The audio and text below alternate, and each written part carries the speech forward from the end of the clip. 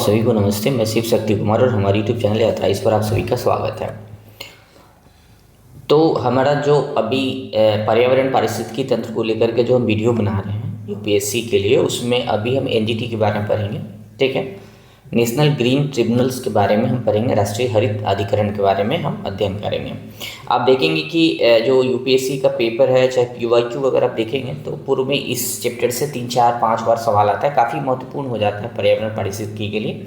तो ecology environment के लिए जो है ये काफ़ी महत्वपूर्ण चैप्टर है। ठीक है, तो हम इसका अध्ययन करेंगे और वो सारे तथ्य को बताया जाएगा जो यूपीएससी के प्री में चाहे जैसे भी सवाल आ जाए आप बना लेंगे, इसका है अनुभव मुझे। चलिए देखते हैं पहला जो क्वेश्चन, पहला जो स्टेटमेंट है आप देखेंगे कि यहाँ लिखा हुआ है कि जो एनजीटी है भारत में, उसकी स्थापना 18 अक्टूबर 2010 को हुआ था।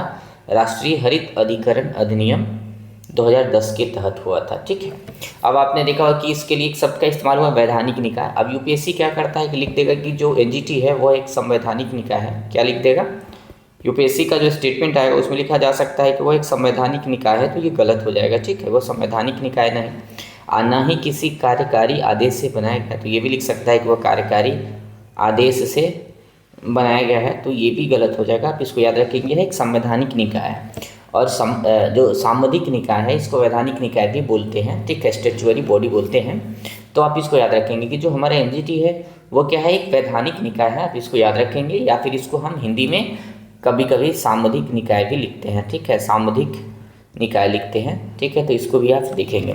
संवैधानिक नहीं, संवैधानिक निकाय का मतलब हुआ कि वैसा निकाय जो ऑलरेडी संविधान के किसी न किसी आर्टिकल में मेंशन होता है। जैसे आप देखेंगे कि निर्वाचन आयोग हो गया। ठीक है, निर्वाचन आयोग हो गया। अब अनुच्छेद देखेंगे 324 325 में निर्वाचन आयोग का चर्चा है। ठीक है, तो आप देखेंगे कि निर्वाचन आयोग क्या हो गया, ये संवैधानिक निकाय होगा, क्योंकि ऑलरेडी संविधान में, भारतीय संविधान में इस निकाय का वर्णन है। लेकिन एनजीटी का वर्णन भारतीय संविधान में नहीं था, इसलिए इसको एक अधिनियम के माध्यम से, पार्लियामेंट में एक अधिनियम के माध्यम से इसकी स्थापना की गई थी, राष्ट्रीय हरित अधिकरण अधिनियम 2010। तो आप इसको याद रखेंगे, यह एक वैधानिक निकाय है और जिसकी स्थापना 2010 में 18 अक्टूबर को किया गया था। ठीक है, नेक्स्ट देखते हैं। ये वैधानिक निकाय है, लेकिन जो ये शक्ति कहाँ से प्राप्त करता है, तो आप देखेंगे कि भारतीय संविधान के अनुच्छेद 21 राइट टू जो लाइफ है, काफ़ी मतलब पॉपुलर अनुच्छेद है और आप यूपीएससी पढ़ते हैं तो इसको समझने की काफ़ी आवश्यकता होती है, क्योंकि निरंतर इसका विस्तार हुआ है। भारतीय जो सुप्रीम कोर्ट है, फिर हाई कोर्ट है, निरंतर जो है अनुच्छेद 21 का भिन्न भिन्न वादों में उसकी व्याख्याओं का विस्तार हुआ है, तो आप इसको भी याद रखेंगे। तो अनुच्छेद 21 में गरिमापूर्ण जीवन की बात किया गया है और इसी में राइट टू लाइफ में ये कहा गया है कि स्वच्छ प्रदूषण मुक्त पर्यावरण के अधिकार, मतलब तो कोई व्यक्ति तभी जी सकता है गरिमापूर्ण जब उसको स्वच्छ एवं प्रदूषण मुक्त पर्यावरण प्राप्त हो, तो वहीं से ये एनजीटी की स्थापना का शक्ति प्राप्त हुआ था। आप इसको भी याद रखेंगे। अब इसका लक्ष्य देखेंगे कि इस तरीके के करने वाला भारत कैमा देश है, तो पर्यावरण विवादों के त्वरित समाधान हेतु समर्पित न्यायिक संगठन गठित करने वाला भारत दुनिया का तीसरा देश है और विकासशील अगर देशों की बात करें तो प्रथम देश है, तो इसको भी याद रखेंगे। प्रथम तो 2 देश है, वो ऑस्ट्रेलिया है, ऑस्ट्रेलिया, और दूसरा जो देश है वो न्यूजीलैंड है। ठीक है, तो ऑस्ट्रेलिया न्यूजीलैंड के बाद भारत जो है प्रथम राष्ट्र है जो अलग से पर्यावरणीय समस्याओं के निराकरण के लिए न्यायिक पीठ का गठन किया है। ठीक है, और विकासशील देशों में प्रथम देश है। ठीक है, चलिए देखते हैं नेक्स्ट जो हमारा है कि इसका प्राथमिक उद्देश्य क्या है। तो देखेंगे पर्यावरण संरक्षण है, वन एवं अन्य प्राकृतिक संसाधनों का संरक्षण है, पीड़ितों को त्वरित मुआवजा एवं कानूनी उपचार का अधिकार प्रदान करता है। ठीक है, तो आप इसको याद रखेंगे। अब इसको थोड़ा याद रखने की वाली जो चीज़ है, इसका यहाँ से सवाल आता है कंपोजिशन एंड टेन्योर क्या है। तो देखेंगे कि जो अध्यक्ष होते हैं भारत के मुख्य न्यायाधीश के परामर्श से केंद्र सरकार के द्वारा नियुक्त किए जाते हैं। ठीक है, तो भारत का जो सीजीआई होते हैं उनके परामर्श से केंद्र सरकार द्वारा नियुक्त किया जाता है। योग्यता उनकी क्या होती है, जो इनके अध्यक्ष बनते हैं केवल सुप्रीम कोर्ट के वर्तमान या सेवानिवृत्त न्यायाधीश। ठीक है, और उच्च न्यायालय के मुख्य न्यायाधीश। ठीक है, तो आप इसको याद रखेंगे। अब क्या करेगा कि स्टेटमेंट जब यूपीएससी बनाएगा तो लिख देगा कि जो है केवल कौन बन सकते हैं, तो केवल सुप्रीम कोर्ट के मुख्य न्यायाधीश ही इसका जो है अध्यक्ष बन सकते हैं। तो ये स्टेटमेंट गलत हो जाएंगे। देखेंगे कि सुप्रीम कोर्ट का जो है मुख्य न्यायाधीश नहीं बल्कि अन्य न्यायाधीश जो है मुख्य सुप्रीम कोर्ट के न्यायाधीश, चाहे वो वर्तमान में हो चाहे वो सेवानिवृत्त हो गए उनको बनाया जाता है, या फिर राज्य सरकार जो राज्य का हाई कोर्ट होता है उनके मुख्य न्यायाधीश जो होते हैं, ठीक है, उनको अध्यक्ष बनाया जा सकता है। तो ये दोनों स्टेटमेंट आएंगे, केवल ये क्या जाएगा तो गलत हो जाएगा, तो आप इसको भी याद रखेंगे प्री के लिए कि सुप्रीम कोर्ट के न्यायाधीश, अन्य न्यायाधीश सेवानिवृत्त हो, चाहे वर्तमान में, फिर उच्च न्यायालय के मुख्य न्यायाधीश, चाहे किसी भी उच्च न्यायालय का किसी भी राज्य का होना चाहिए, ठीक है, इसको याद रखेंगे।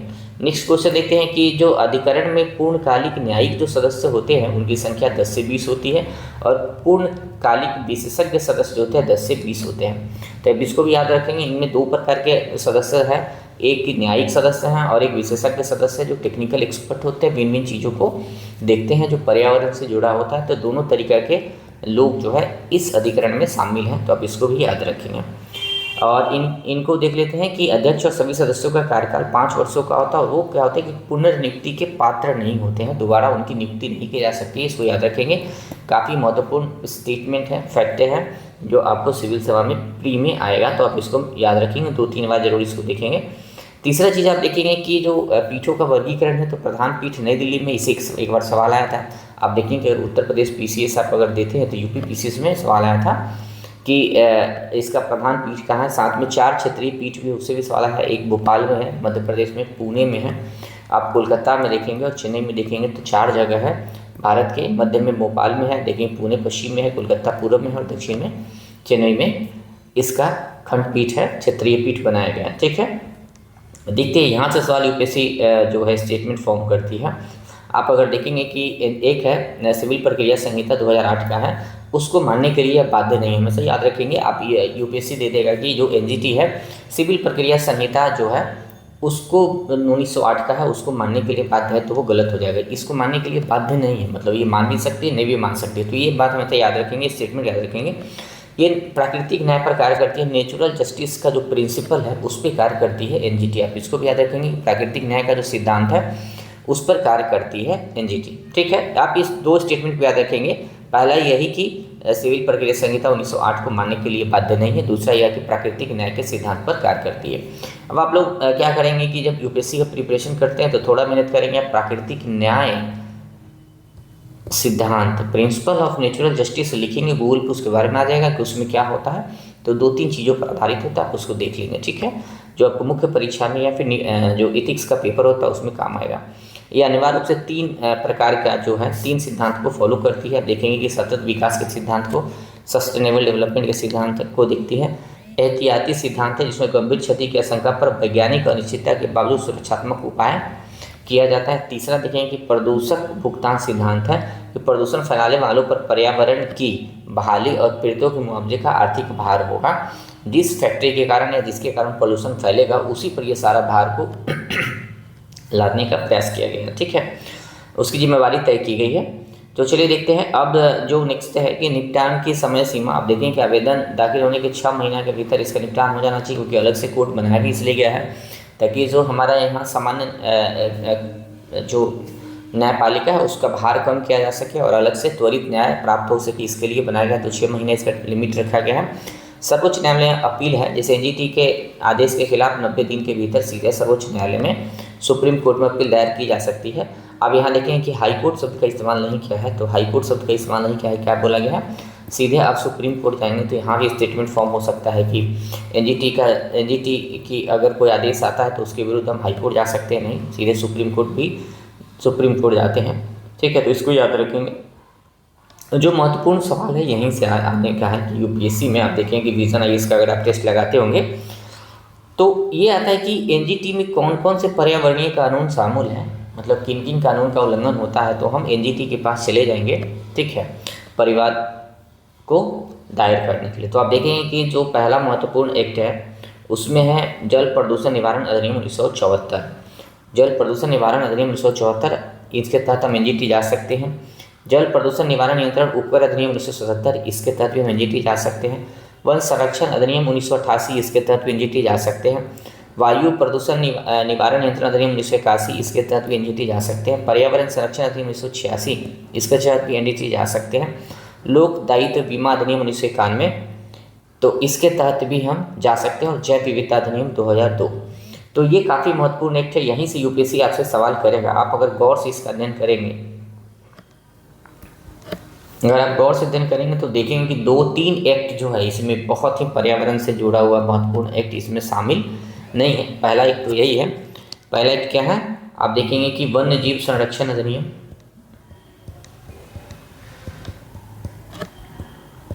तो वन्य जीव संरक्षण अधिनियम 1972 जो है इसमें शामिल नहीं है, तो हम वन्य जीव संरक्षण अधिनियम के तहत एनजीटी नहीं जा सकते हैं, हमेशा याद रखेंगे। एक है वन संरक्षण अधिनियम, वर्गीकरण अधिनियम, देखेंगे 1927 है, उसका भी यहाँ वर्णन नहीं है, तो आप इसको भी याद रखेंगे। और इसके तहत भी एनजीटी नहीं जा सकते हैं। तो अगर 3-4 स्टेटमेंट या फिर 3-4 एक्ट दे दिया जाएगा, उसमें ये दोनों घुसाया जाएगा आपको ऑप्शन में, तो आप ध्यान देंगे कि ये दोनों जो है नहीं होगा। एक तो है कि वन संरक्षण अधिनियम 1927 का जो है उसके तहत भी हम एनजीटी नहीं जा सकते हैं, साथ में वन्यजीव संरक्षण अधिनियम के तहत भी हम एनजीटी नहीं जा सकते हैं। और एक और जो आप देखेंगे कि हमारे यहाँ वन अधिकार अधिनियम भी है, ठीक है। आप देखेंगे कि वन अधिकार अधिनियम जो है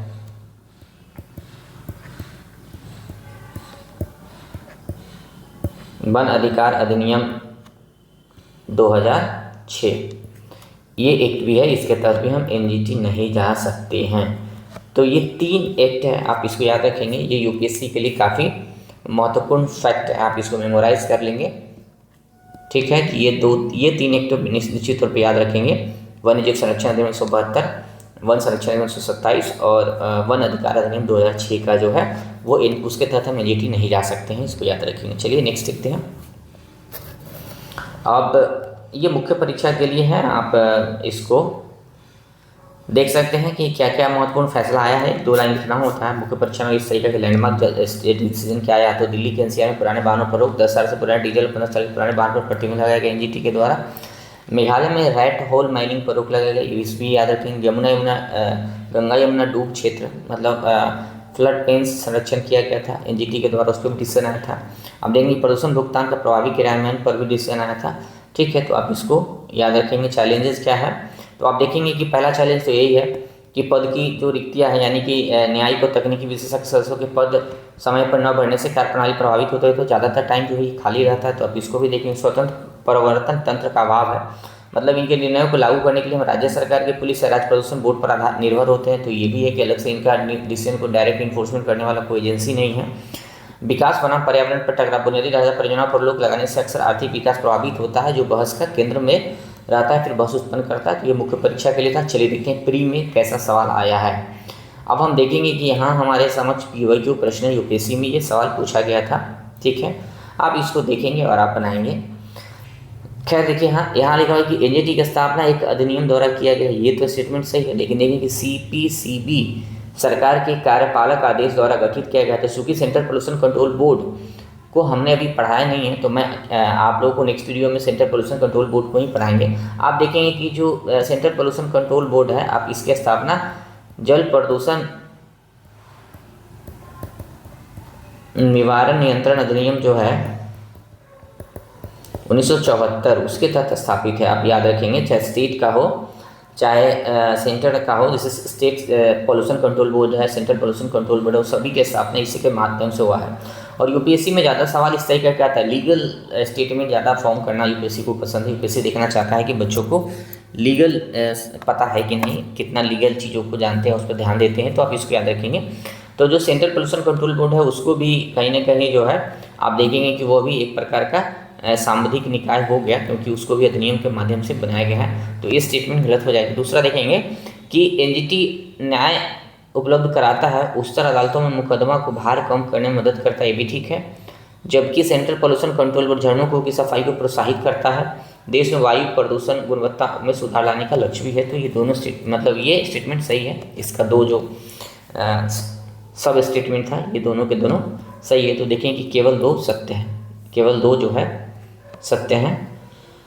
चलिए देखते हैं नेक्स्ट क्वेश्चन देखेंगे आप। ईवीएनजीटी पर यूपीएससी के द्वारा पूर्व में पूछा गया है, पीवाईक्यू है, ठीक है। आप देखेंगे कि यहाँ क्या है कि जो एनजीटी है नागरिक प्रक्रिया संहिता 1908 में उल्लिखित प्रक्रियाओं से पूर्ण बाध्य है, नहीं बाध्य नहीं। आप इसी को मानेंगे, मैंने बताया कि यह बाध्य नहीं है, वो उसको मान भी सकती है नहीं भी मान सकती, उस प्रक्रिया को फॉलो करेगी भी नहीं भी करेगी, लेकिन उसके लिए बाध्य नहीं है, ठीक है। वन्य जीव संरक्षण अधिनियम 1972 के तहत आने वाले मामले की सुनवाई कर सकता है, नहीं कर सकता। मैंने बताया कि उन सभी एक्टों में वन्य जीव संरक्षण अधिनियम नहीं शामिल है। साथ में जो वन संरक्षण अधिनियम 1927 है वो भी शामिल नहीं है। वन संरक्षण अधिनियम जो है 1927 शामिल नहीं है और वन अधिकार अधिनियम भी शामिल नहीं है, तो आप इसको भी याद रखेंगे। वन अधिकार अधिनियम 2006 शामिल नहीं है, तो 3 चीज़ याद रखेंगे। नेक्स्ट देखते हैं, नेक्स्ट क्वेश्चन क्या है। नेक्स्ट क्वेश्चन है कि इनके निर्णय के विरुद्ध 90 दिनों के भीतर सीधा सुप्रीम कोर्ट में हम जा सकते हैं, तो ये स्टेटमेंट सही है, ठीक है। तो इस तरीके के सवाल आपसे यूपीएससी में पूछा जाएगा, तो आपको डीप नॉलेज होना चाहिए, साथ में कॉन्सेप्ट क्लियर होना चाहिए। तो मिलते हैं नेक्स्ट वीडियो में। मैं इसी चैप्टर पर आप लोगों को जो है 20 MCQ लेके आऊँगा, 20 MCQ व्याख्या के साथ, ताकि आप लोगों का बेहतर तरीक़ा से NGT का तैयारी हो सके। तो मिलते हैं नेक्स्ट वीडियो के साथ। Thank you for watching. धन्यवाद।